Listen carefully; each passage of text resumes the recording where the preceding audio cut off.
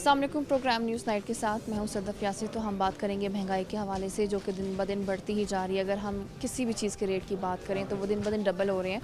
तो मैं अभी एक मार्केट में मौजूद हूँ, कुछ ताजिर मेरे साथ मौजूद होंगे, उनके क्या मसाइल हैं, उनके कारोबार कितने मुतासर होते हैं, तो मैं उनसे बात करूँगी। तो आप मुझे बताएँ, जिस कदर महंगाई बढ़ती जा रही है, कारोबार कितना मुतासर हो रहा है? कारोबार बिल्कुल ख़त्म हो गया जी।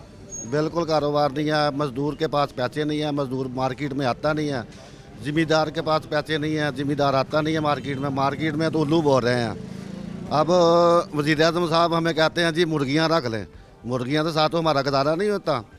बिजली इतनी महंगी करती है, फैक्ट्री चलाना मुश्किल हो गया। फैक्ट्री हमने बंद कर दी है क्योंकि हम बिजली का बिल अदा नहीं कर सकते।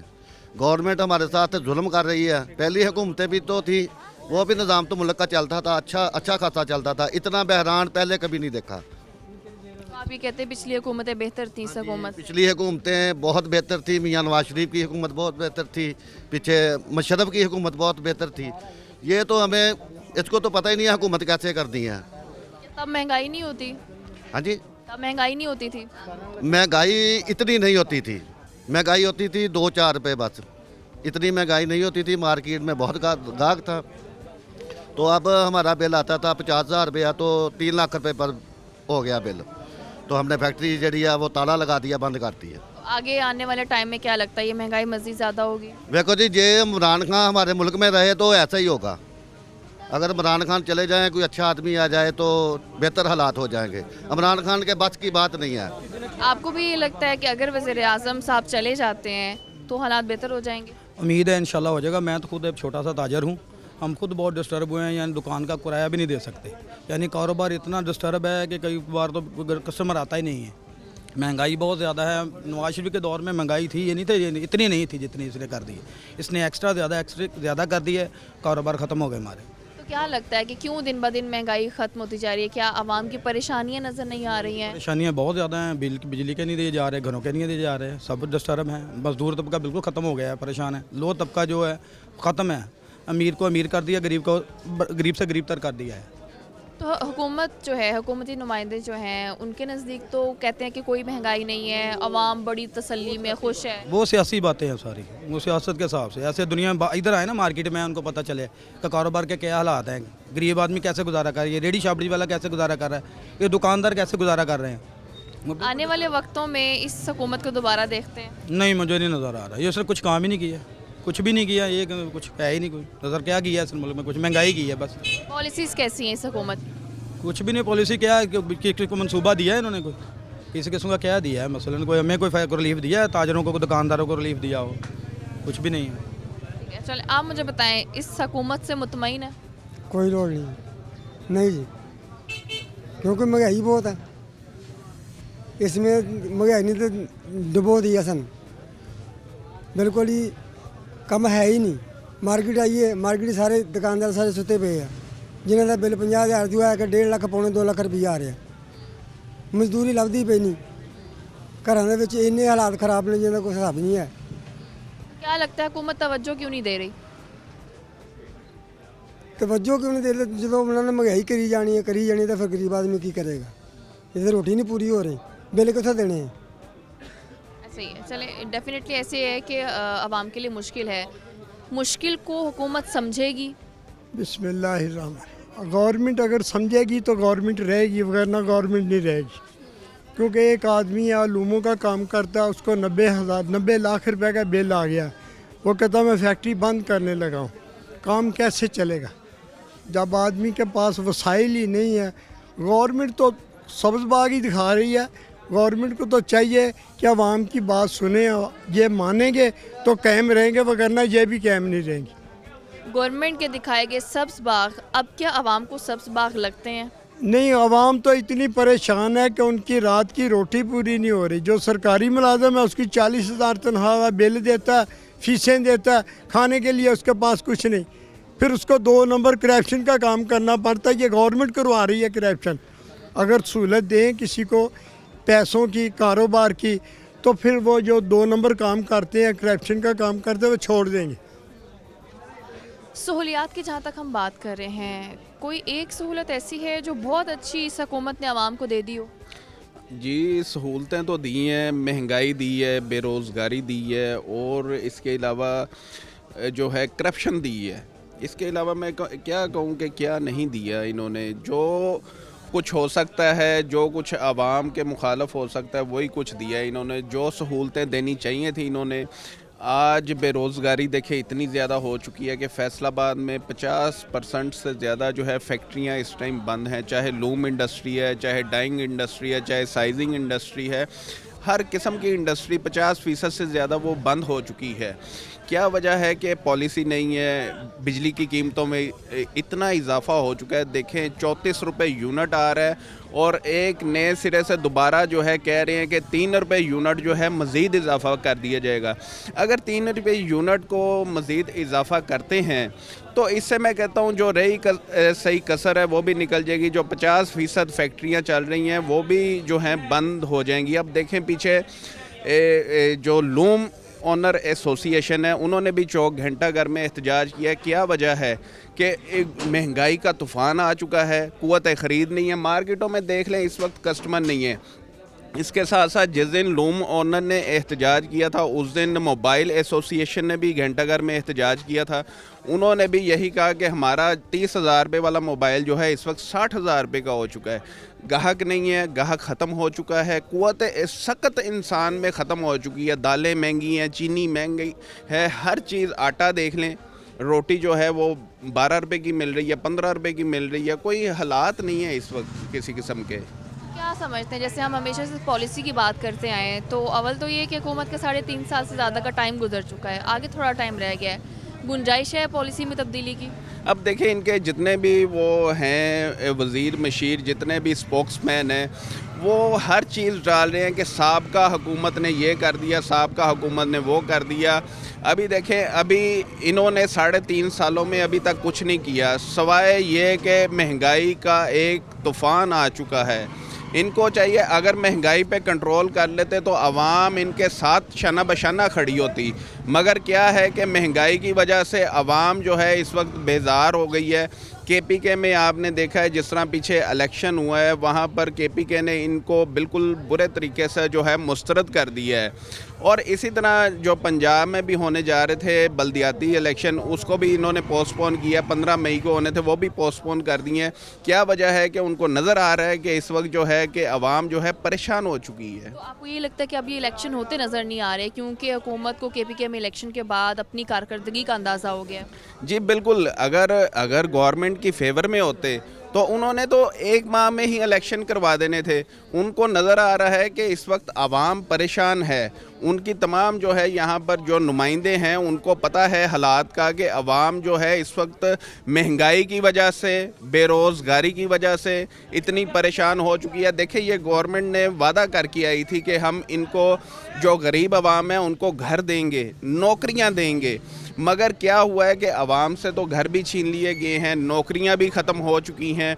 और मेरे ख्याल से सवाए वो कहते हैं अब बेरोज़गारी के यहाँ पर कुछ भी नहीं नज़र आ रहा हमें। जैसे कि ये कपड़ा मार्केट है जहाँ पर मैं अभी खड़ी हुई हूँ, कपड़े का यहाँ पर काम होता है। जिस तरह से अगर काम नहीं चल रहा तो आपने कई दुकानें, कई कारोबार बंद होते देखे हैं। यहाँ पर यकीन करें कि इतनी पार्टियाँ डिफ़ॉल्ट होके जा चुकी हैं कि हम बता नहीं सकते। कभी ज़िंदगी में इतनी दुकानदार कभी डिफ़ॉल्ट नहीं थे हुए, मगर ये 1.5-2 सालों से इतने दुकानदार डिफ़ॉल्ट हुए हैं कि वो घर का एक दुकानदार किराए पे दुकान लेता है, वो दुकान का ख़र्चा नहीं निकाल सकता, अपने मुलाजमों का ख़र्चा नहीं निकाल सकता। वो मुलाजमों को भी, यहाँ पर जितने भी दुकानदार हैं उन्होंने 50% से ज़्यादा तो मुलाजम निकाल दिए हैं क्योंकि वो ख़र्चे नहीं पूरे कर सकते। अगर ख़र्चे नहीं पूरे होंगे तो वो दुकान कैसे चलेगी? दुकानदार जितने भी हैं इस वक्त, दुकानदार जितने भी हैं वो इस वक्त अपनी गिरा से खा रहे हैं, ना कि वो कमाई कर रहे हैं। कुछ कमाई तो है ही नहीं इस टाइम, गाहक नहीं है, कमाई नहीं है।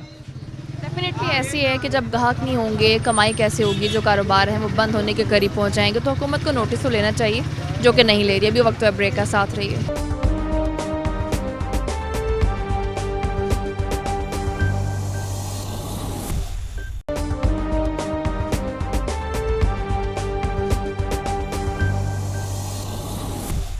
Welcome back. तो बात हो रही है महंगाई के हवाले से। अभी मैं मार्केट में मौजूद हूँ, कुछ ताजिर मेरे साथ मौजूद होंगे, मैं उनसे बात करूँगी। तो आप मुझे बताएं, ओवरऑल हम महंगाई पे बात करते ही रहते हैं और बार बार बात करने का मकसद ये होता है कि जो हुकूमत है शायद उसको ख्याल आ जाए। तो क्या लगता है अभी महंगाई की सूरत हाल क्या चल रही है? बिस्मिल्लाह। सबसे पहले तो मैं सिटी 41 का शुक्रिया अदा करता हूँ जो हमारी आवाज़ बनते हैं और हमारी आवाज़ ऊपर तक पहुँचाते हैं।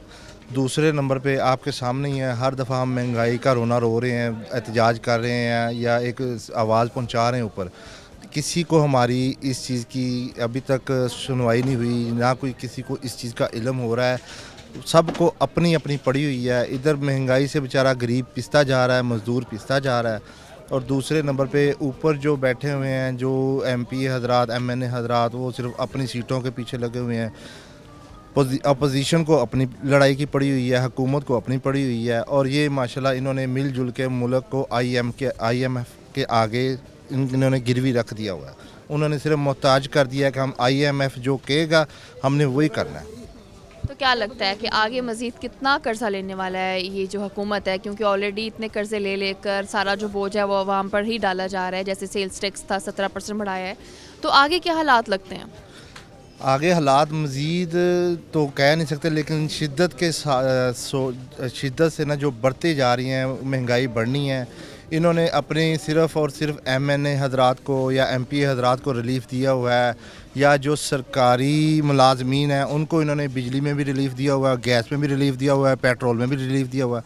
इन हर चीज़ों का जो बर्डन है ना, वो आवाम बेचारी है उसके ऊपर पड़ रहा है। ठीक है, एक बंदे को उन्होंने रिलीफ़ दिया हुआ है 200 यूनिट, 300 यूनिट, 400 यूनिट, वापटा वालों को उन्होंने रिलीफ़ दिया हुआ है। ठीक है, उसका बोझ गरीब पे। गैस का उन्होंने रिलीफ़ दिया हुआ है, उसका बोझ गरीब के ऊपर। MNA हजरात ने अपना एक कोटा रखा हुआ, वो तनख्वाह भी अपनी जो मर्जी ले रहे हैं। उन्होंने जो कोटा है वो सरकारी सतह पे आया हुआ है, वो उन्होंने रिलीफ़ अपने लिए लिया हुआ है, गरीब को नहीं दिया। गरीब का तो खून चूस रहे हैं ये लोग। अच्छा, महंगाई हर हुकूमत में होती है या इस हुकूमत में कुछ ज़्यादा है? इस हुकूमत ने तो मैं कह रहा हूँ कि 4 चांद लगा दिए महंगाई को। इस हुकूमत ने कोई कसर ही नहीं छोड़ी कि महंगाई कोई तो चीज़ छोड़ देते, किसी के ऊपर महंगाई ना होती। पेट्रोल है वो बढ़ता जा रहा है, गैस है वो बढ़ता जा रहा है, बिजली के बिल हैं वो तो कानों को हाथ लगाने के बराबर हैं कि आए रोज़ 200 यूनिट का बिल है, उसका बिल आ रहा है 1 लाख रुपया। जिस गरीब ने सिर्फ 50 यूनिट चलाए हैं उसका बिल आ रहा है 30,000 रुपया। जो बिल आ रहा था 2,000 1500 था, वो 30,000 35,000 रुपये बिल हो चुका वो। तो आप मुझे बताएं कि क्या लगता है कि जैसे बिजली के जो बिल्स हैं वो भी बहुत ज़्यादा है, अगर हम पेट्रोल की बात करें आए दिन उसका रेट भी बढ़ जाता है, तो क्या लगता है हुकूमत चाह क्या रही है? देखें जी, हुकूमत चाह रही है कि वो पुराना ज़माना आ जाए जब लोग दिए जलाते थे और टांगों पे सवारी करते थे और बिजली के बगैर ही ज़िंदगी गुजारते थे। हमें तो यही महसूस हो रहा है, क्योंकि हम जब भी रोना रोते हैं महंगाई महंगाई महंगाई बढ़ गई है, वो उतना ही जुल्म किए जा रहे हैं। उनको कोई पूछने वाला नहीं है। इनकी अपनी शाह खर्चियाँ जो हैं वो कम ही नहीं हो रही।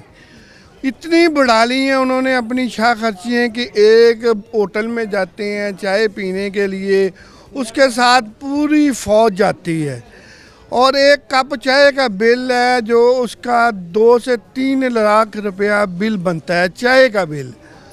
अगर इनका कहीं दूसरे मुल्क में दौरा पड़ जाए तो उधर जाके तो फिर वो करोड़ों में बात चली जाती है। अगर हमारे प्राइम मिनिस्टर साहब जो साइकिल को हेलीकॉप्टर में तब्दील करके समझते हैं, मैंने हेलीकॉप्टर का नाम ही भाई आपको साइकिल बताया था, तो वो साइकिल पे तो उन्होंने देखा ही नहीं। हेलीकॉप्टर को जो है वो साइकिल समझ के आते हैं। जब तक ये अपनी शाह खर्चियाँ कम नहीं करेंगे और ये जो वज़ीरों की फ़ौज डाली हुई है उन्होंने, देखें कि तरक्की याफ्ता मुल्क में 18 से 20 वज़ीर होते हैं, ये आए दिन वज़ीर बढ़ा रहे हैं। अब तकरीबन मेरा ख्याल 60 के करीब हो गए हैं, तो उन्होंने भी लूटना है हमें, तो मर तो रहा है गरीब आदमी। अगर खान साहब को नमक के साथ या मिर्च के साथ खाना खाना पड़ जाएगा ना, फिर उनको महसूस होगा कि मैं और गरीब में क्या फ़र्क है। उस वक़्त तक तो कोई फ़र्क मिटता नज़र नहीं आता।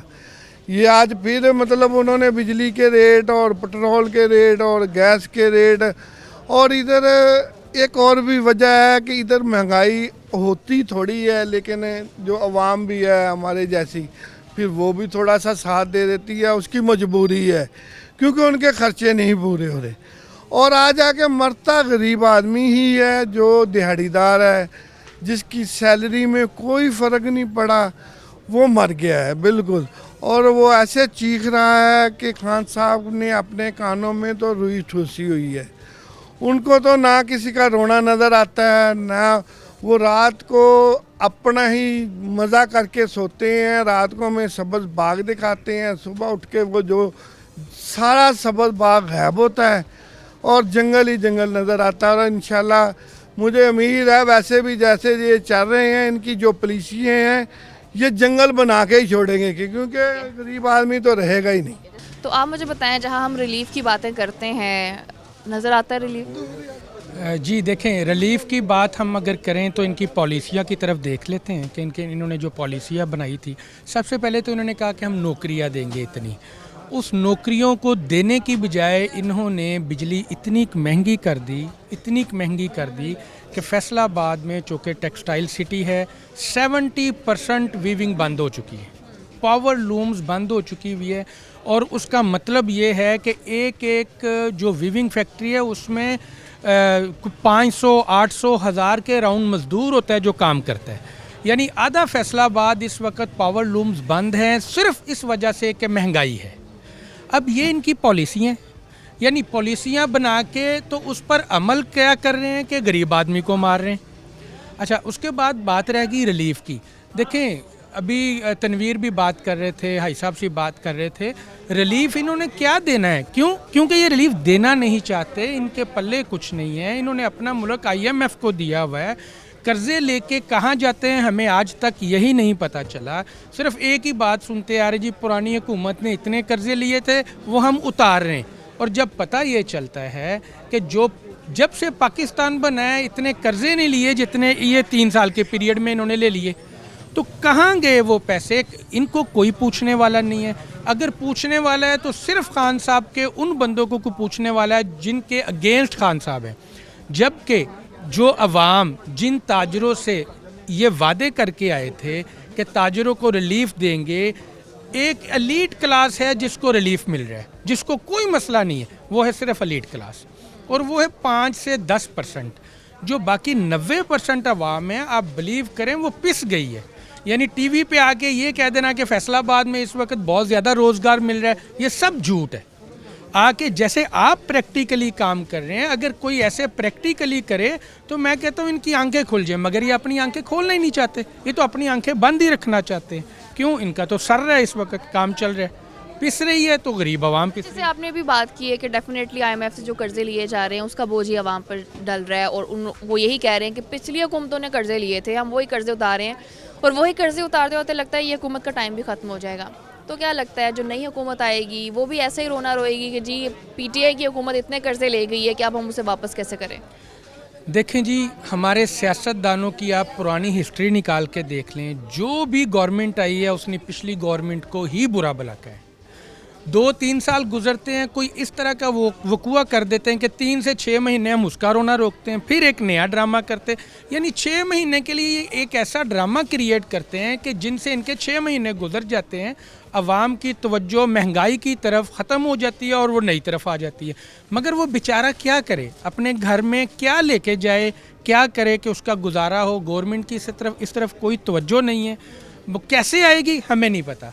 और नई गवर्नमेंट जो भी आएगी, देखें बात यह है कि जो भी मुल्क होता है उसको एक लीडर लेके चलता है। मलेशिया की मिसाल देख लें, मुस्लिम कंट्री है, एक उसको लीडर मिला और वो कहाँ पे चला गया। टर्की की मिसाल देख लें, तैयब उर्दुगान मिला, वो कहाँ से कहाँ ले गया। क्या टर्की पे कर्जे नहीं थे? क्या टर्की तो उस वक्त बहुत ज़्यादा नीचे था और आज वो 40वें नंबर पे है, सिर्फ एक लीडर की वजह से। और इन्होंने ऐसे ही हमें ख्वाब दिखाए थे खान साहब ने कि हम उससे भी ऊपर जाएंगे।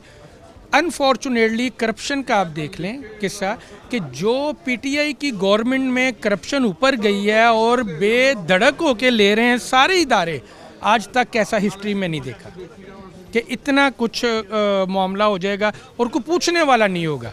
और उसमें एंड पे वजह क्या है? गरीब आदमी पिस रहा है। डेफिनेटली ऐसी है कि सारा बोझ जो है वो आता तो गरीब पर ही है। तो अभी वक्त है ब्रेक का, साथ रहिए।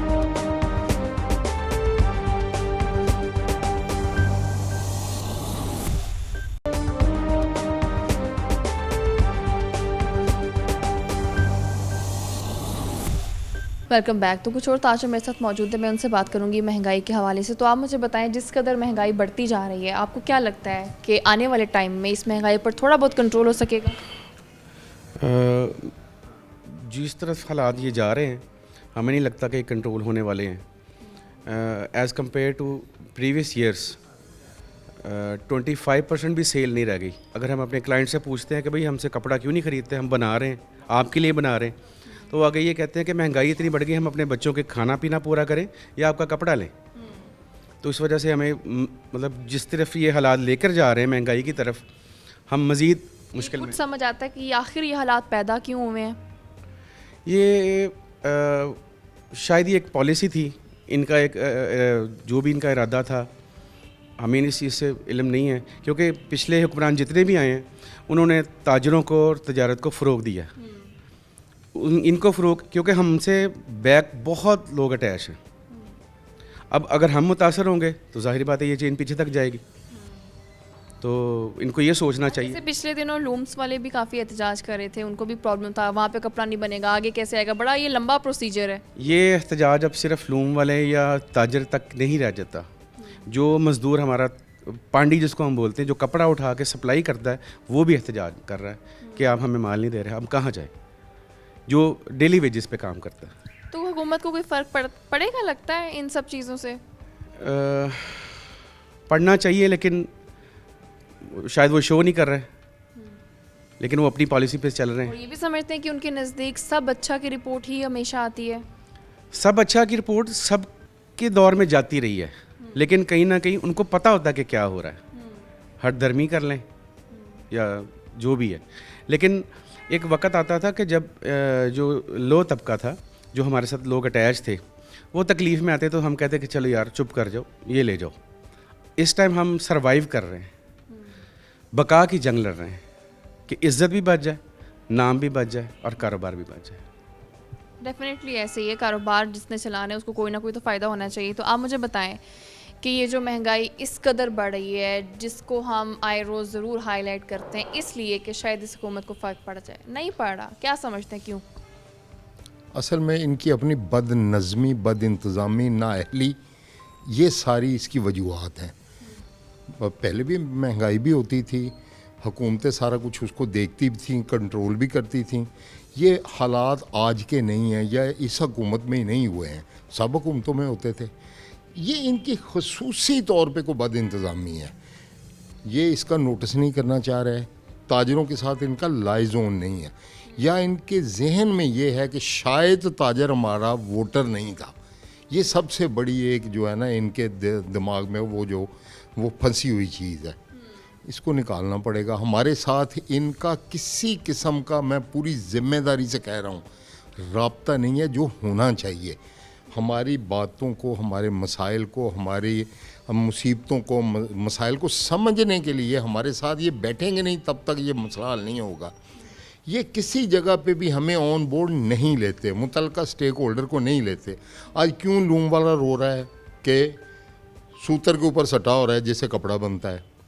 मेन जो सूतर है या लूम है, वहाँ से कपड़े का स्टार्ट होता है, फिर हमारा कपड़ा जो है वो पहनने के काबिल होता है। और कितने उसके सेक्टर हैं और कितने हज़ारों करोड़ों लोग इस सेक्टर के साथ वाबस्ता हैं। 65 से 70% जो हमारा सेक्टर है टेक्सटाइल का सेक्टर है, और उसको इन्होंने इस कदर डिस्टर्ब किया हुआ है। जिस तरह मेरे एक भाई ने बोला है अभी आपके सामने कि जो पांडी है, जो पल्लेदार है बेचारा, वो भी तंग है।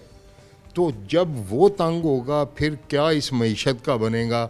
सब अच्छा की रिपोर्टें तो होती हैं, वो भी हो रही हैं, सब कुछ हो रहा है।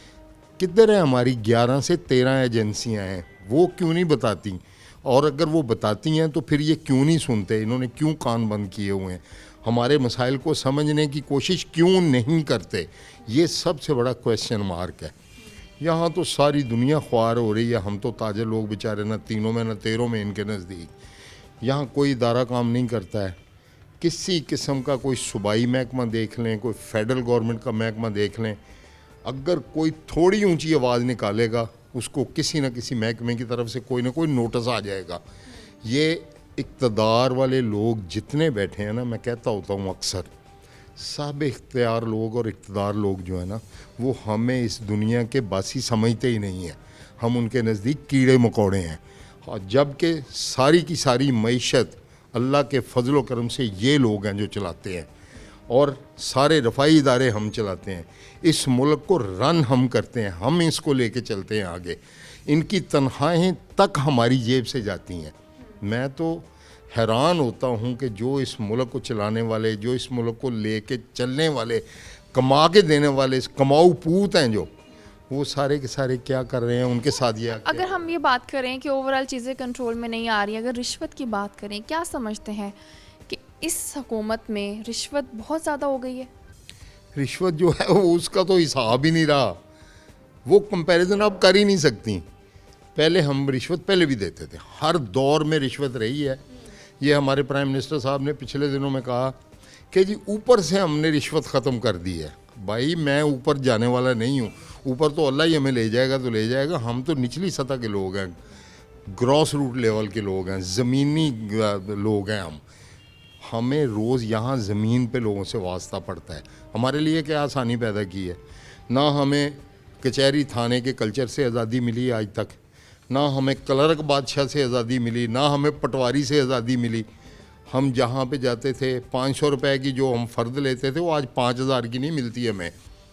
थाने में जाते थे अगर, तो थाने में हम जाके अगर किसी को कहते थे तो वो हमसे पता किस तरह पैसे लेते थे उस वक्त, यार वो ज़रा वो करना, वो थोड़ा सा ऐसे कर देना। अब खुलेआम हमसे पैसे लिए जाते हैं हर महकमे में, हर जगह पे, और रिश्वत का रेट 500 गुना बढ़ गया है। मैं उसको डबल नहीं कहूँगा कि 100 का 200 हो गया, 100 का 200 नहीं हुआ, 100 का 1000 हो गया ये। और इस तरह खुल्लम खुला, और हमारा ट्रांसपेरेंसी इंटरनेशनल कह रही है कि 140वें नंबर पे हम आ गए हैं। क्या ऐसे है कि रिश्वत जो है वो बढ़ती जा रही है, तो ओवरऑल महंगाई कंट्रोल नहीं, और इसमें पॉलिसी का काफ़ी हद तक समझते हैं कि लेना देना है। इसमें सबसे जो अहम बात है वो है ही पॉलिसीज़। पॉलिसीज़ की वजह से ही तो ये सारा निज़ाम ख़राब हुआ है। देखें, जब ये गवर्नमेंट आई है ना, तो सबसे बड़ा इनके पास जो इशू था वो टैक्सेस के थे। इनके टारगेट्स थे वो ये अचीव करना चाहते थे। देखिए, अचीव करने में सबसे पहले जो इनकी काबीना थी उनको पहले सिंसियर होना चाहिए था, लेकिन वो मुझे इसमें ज़रा भी उनकी कोई भी सिंसियरिटी नज़र नहीं आई। क्यों? हमारी जब भी इनके साथ मीटिंग्स हुई हैं तो हमें एक ही बात का, ये हमारा टारगेट है। भाई टारगेट जो आप ताजरों से चाहते हैं वो तो आपको मिल रहा है। जो टैक्सेस आपके ने सरकारी बंदों की तरफ बनते हैं, अगर आप वो ही नहीं वसूल कर रहे हैं तो सारा जो प्रेशर है वो तो आपने ताजरों पर बिल्ड कर दिया। अब ताजर जिस हद तक भी टैक्सेस देते हैं, मसलन छोटे से छोटा ताजर भी वो भी टैक्स दे के आगे चलता है। अच्छा, अगर नहीं देता टैक्स तो वो आप देख लें, जब भी वो हमेशा सरकारी महकमों की तरफ से आपको प्रॉब्लम आई है गवर्नमेंट को। आज भी शब्बर जैदी साहब ने 2 दिन पहले टीवी पे एक बात कही है कि जो टैक्सेस का जो निज़ाम है वो ताजरों से तो हम वसूल लेते हैं, हमें अगर वसूला नहीं जाता तो वो सरकारी बंदों से नहीं वसूला जाता। तो ये बड़ी क्लियर बात है। अगर आपने इस मुल्क को लेके साथ चलना है तो सबसे पहले टेक्सटाइल इस मुल्क की 70% माशियत है। अगर आप इस पे नहीं सिंसियर हो रहे तो समझो कि आप अपने मुल्क के साथ मुखलिस नहीं। लगता है कि ये सिंसियरिटी हुकूमत में कभी पैदा हो पाएगी जिसकी हम बात करते हैं? मुश्किल है। बिस्मिल्लाहिर्रहमानिर्रहीम।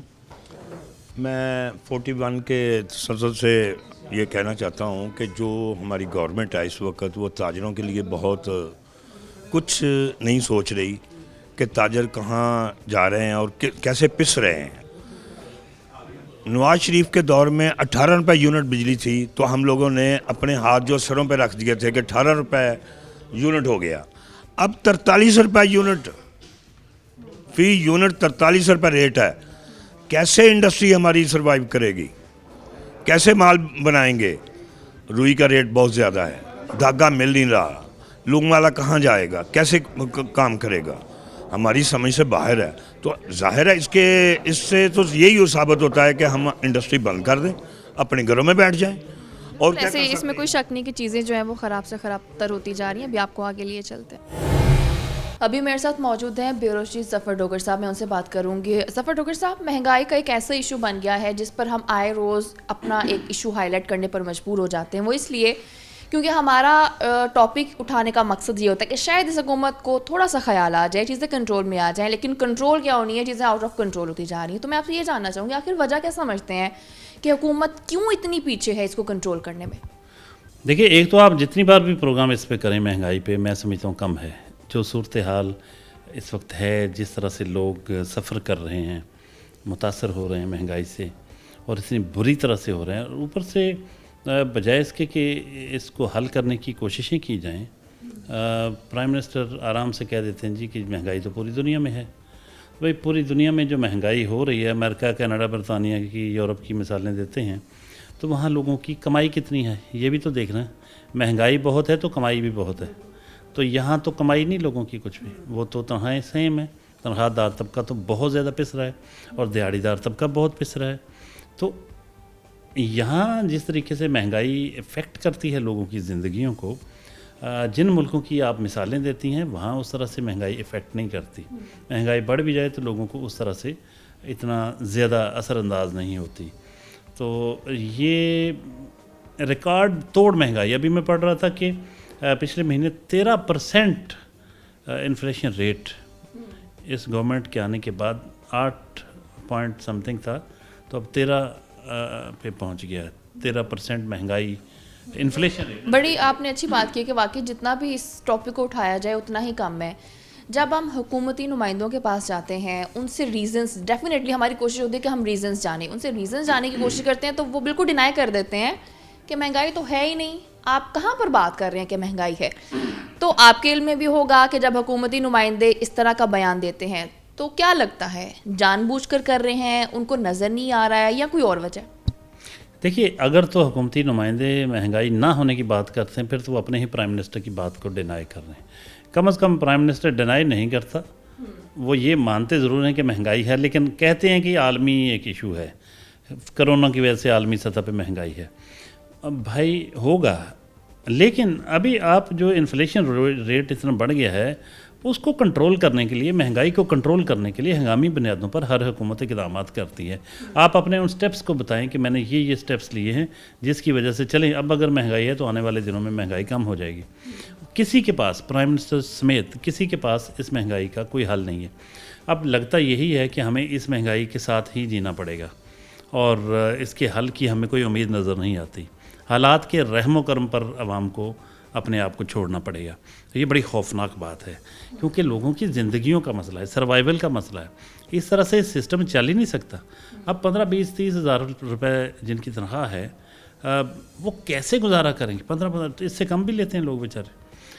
दिहाड़ीदार तबका, मज़दूर तबका और तनख्वाह याफ्ता तबका जो है, तनख्वाहदार, वो तो बिल्कुल पिस के रह गया। उनकी सेविंग तो बहुत दूर की बात, डे टू डे मैनेजमेंट ही नहीं उनसे हो रही कि किस तरह से महीने के 30 दिन कैसे निकालें। आप बिजली के बिल अलग हैं, अगर किराए पे मैक्सिमम लोग रहते हैं, किराया अलग उन्होंने देना होता है, और फिर आप एक शख्स का रोज़ का बना लें मिनिमम जिसमें सिर्फ जिस्म जहाँ का रिश्ता बरकरार रखा जा सके, तो आप बिल बना के, महीने का बजट बना के देख लें, इम्पॉसिबल है, बन ही नहीं सकता। तो ऐसे में ये बड़ी खौफनाक हालात में हम जी रहे हैं। और बदकिस्मती की बात यह है कि हमें ये कहा जा रहा है हम कि तरक्की कर रहे हैं। कैसी तरक्की है भाई? लोग मर रहे हैं और आप कह रहे हैं हम तरक्की कर रहे हैं। अच्छा, कुछ पॉलिसीज़ का क्या प्रॉब्लम आपको नज़र आता है कि ये हुकूमत जब आई थी, क्या उनको इस चीज़ का यकीन नहीं था कि वो आ जाएगी, इसलिए बड़े बड़े दावे हो रहे थे कि हम लोग टैक्स ख़त्म कर देंगे, गुर्बत ख़त्म कर देंगे और हम नौकरियां देंगे, मतलब बहुत बड़ी बड़ी बातें की गई थी। या तो ऐसा था कि पीटीआई की हुकूमत को इतना यकीन ही नहीं था कि वो हुकूमत में आ जाएंगे और अपने ये दावे पूरे करने पड़ेंगे? क्या आपको कुछ ऐसा लगता है? देखिए, इनका ये इलेक्शन स्टंट था। नंबर 1, इलेक्शन के लिए जो वादे किए जाते हैं, दावे किए जाते हैं, ये वो दावे और वादे थे। दूसरी बात, अगर आप मान भी लें कि ये दिल से चाहते थे, तो फिर इनका एक्सपोजर नहीं था, इनको पता नहीं था कि ऐसा हो नहीं सकता। एक ख्वाब था इनका कि ऐसा हो, लेकिन इम्पॉसिबल। लेकिन वो इस ख्वाब को लोगों को दिखाना चाहते थे, क्योंकि ये उनकी कामयाबी के लिए ज़रूरी था। तो इनको पता अगर नहीं था तो ये खुद सियासत से नाबल्द हैं। इनको पता होना चाहिए था कि इम्पॉसिबल, ऐसा हो ही नहीं सकता। तो यही वजह है कि वो ऐसा हुआ भी नहीं और ना होगा। ऐसे ही रहेंगे मामला। अब आपको ऐसा भी लगता है कि जिस तरह से पीटीआई एक नई जमात थी जिसको हुकूमत में लाने के लिए तो उन्होंने भी बड़ी कोशिश की, फिर ख़ासतौर पर जो यूथ थी उसने बड़ा साथ दिया और लोगों को यही उम्मीदें थी कि एक नई जमात जब इस हुकूमत में आएगी तो यकीनन तब्दीली आएगी, लेकिन अब आपको लगता है कि वो कॉन्सेप्ट लोगों के जहनों में फिर से आ गया कि नहीं जी, या तो नून लीग ही आए या पीपल्स पार्टी आए, क्यों? क्योंकि वो पहले हुकूमतें कर चुके हैं, तो अब किसी नई जमात को मौका नहीं दिया जाएगा। देखिए, एक तो ये बात बिल्कुल दुरुस्त है कि आप जिस तब्दीली के लिए आप आए या आपको लाया गया या लोगों ने वोट दे के लाए, जो भी सूरत थी, लोगों के वो वादे, वो दावे वो पूरे नहीं हुए। जो तवक्कुआत थी उनकी, जो ख्वाब थे वो पूरे नहीं हुए, और उनको ये पता चल रहा है कि ये सारा कुछ इनकी ना सिर्फ ये कि ना तजर्बाकारी की वजह से हो रहा है, बल्कि इमरान खान साहब की उनके नीट एंड क्लीन होने का तासर अपनी जगह, लेकिन उनकी टीम के जितने बड़े बड़े स्कैंडल्स आ रहे हैं तो उसकी वजह से लोग उनको मासूम भी नहीं समझते कि ऐसा नहीं है कि वो सिर्फ मतलब तजर्बाकार नहीं थे, बल्कि ये भी है कि उनको निकाल कर बाकी स्कैंडल ही स्कैंडल हैं। तो इसलिए बेहतर यही है कि भाई फिर हम पुराने पाकिस्तान पे ही गुजारा करते हैं। बिल्कुल ऐसे ही है कि अब नए पाकिस्तान की कोई उम्मीद नहीं रखता, ये कहता है पुराना पाकिस्तान ही बेहतर था।